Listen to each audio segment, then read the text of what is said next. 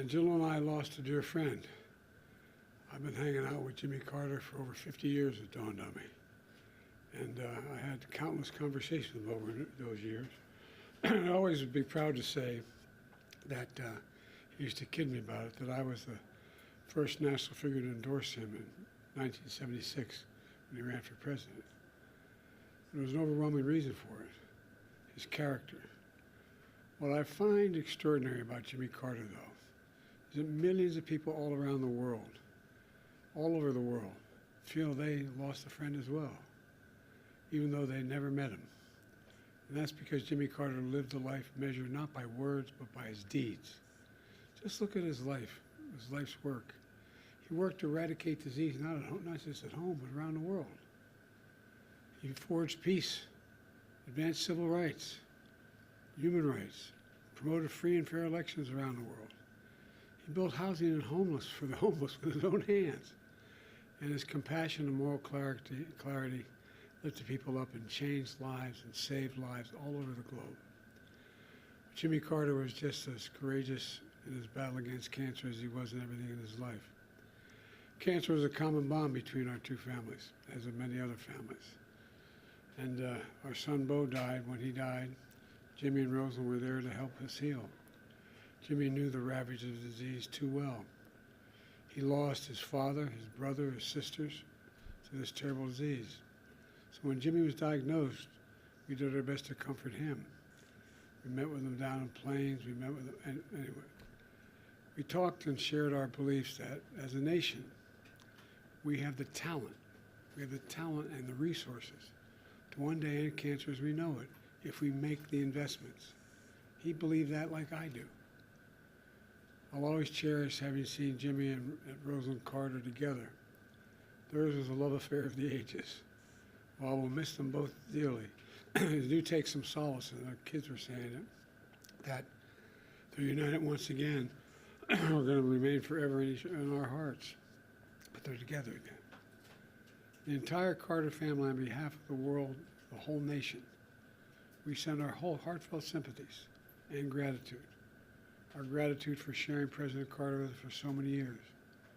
You know, Jimmy Carter stands as a model of what it means to live a life of meaning and purpose, a life of principle, faith, and humility. His life dedicated to others.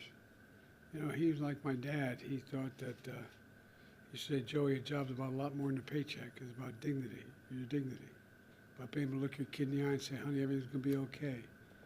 He believed, as I do, and many as you do, that that's absolutely possible. It's within our grasp to do that. It's not that hard. In his life, he served the nation in the Navy. He led the state of Georgia. He became president and a beloved statesman all over the world. But to know his core, you need to know he never stopped being a Sunday school teacher at that Baptist church in Plains, Georgia. Today's world, some look at Jimmy Carter and see a man of a bygone era. With honesty and character, faith and humility, it mattered. But I don't believe it's a bygone era. I see a man not only of our times, but for all times. Someone who embodied the most fundamental human values we can never let slip away. Although sometimes it seems like it is. We may never see his like again. We'd all do well to try to be a little more like Jimmy Carter. You know, my mom, you've heard me say this before, used to say, bravery lives in every heart, and someday it'll be summoned. Every time it was summoned, he stepped up. Every time, politically, personally, morally. And, you know, everything. The one thing I admired most about him, he thought and believed, and he really did believe this, and I do as well, that everybody deserves an even shot. No guarantees, just a shot. Everybody deserves a shot. And, you know, he gave an awful lot of people a chance. So, as I said, I was an admirer. I considered myself a friend. Kept in touch with him, and his son, I was going to tell you a story his son told me, but that'd be inappropriate. Maybe he'll tell you, but I think he's happy. think he's happy with Roseland. So, Mr. President, as you think about your post-presidency, is there anything about Jimmy Carter's time after leaving office that inspires you for the years ahead? yeah, never give up hope. Never give up hope. I mean it from the bottom of my heart. So much negativism out there. I know you're tired of hearing me say it over the last 4 years. But folks, there's nothing beyond our capacity. Nothing beyond our capacity. If we do it together. And I mean it. I mean it. And he believed it. Sir, what is your fondest memory of Jimmy Carter? I have a number of them. I guess maybe my fondest memory of Jimmy Carter was when he grabbed me by the arm and said, I need you to help me with my campaign. And I said, I've only been around a couple years, Mr. Governor. He said, no, it'll make a difference. I said, I'm not sure it will. He said, no, it will. When I endorsed him for president, I told him why I was endorsing him, and that it was not only his policies, but his character, his decency, the honor he communicated to everyone. And but he was also very, very, he and Roseland were very kind to Jill and me when we lost our son, Bo. They were there for us.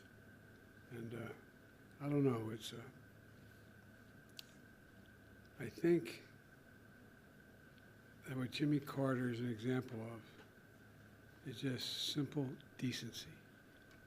Simple decency.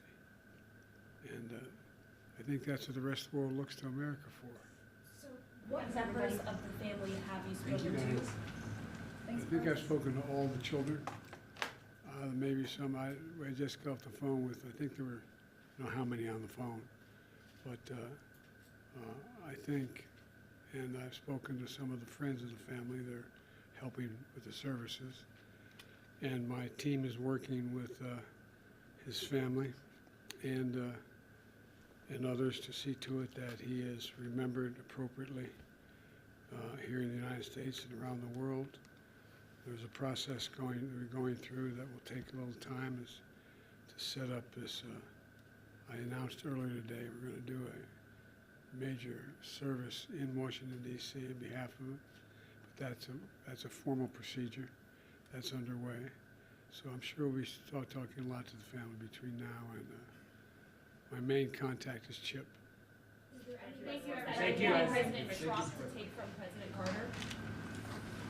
Decency. Decency. Decency.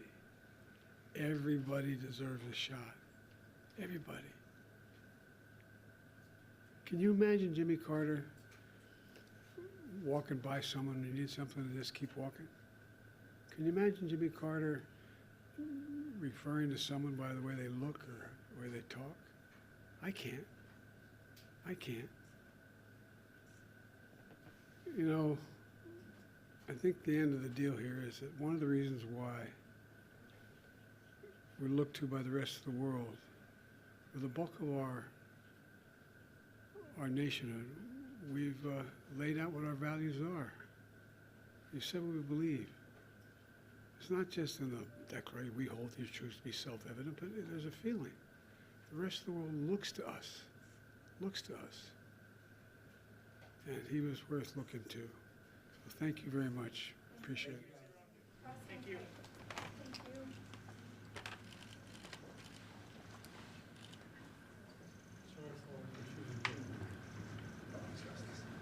It took a while to connect the whole thing to one call. Thank you, sir.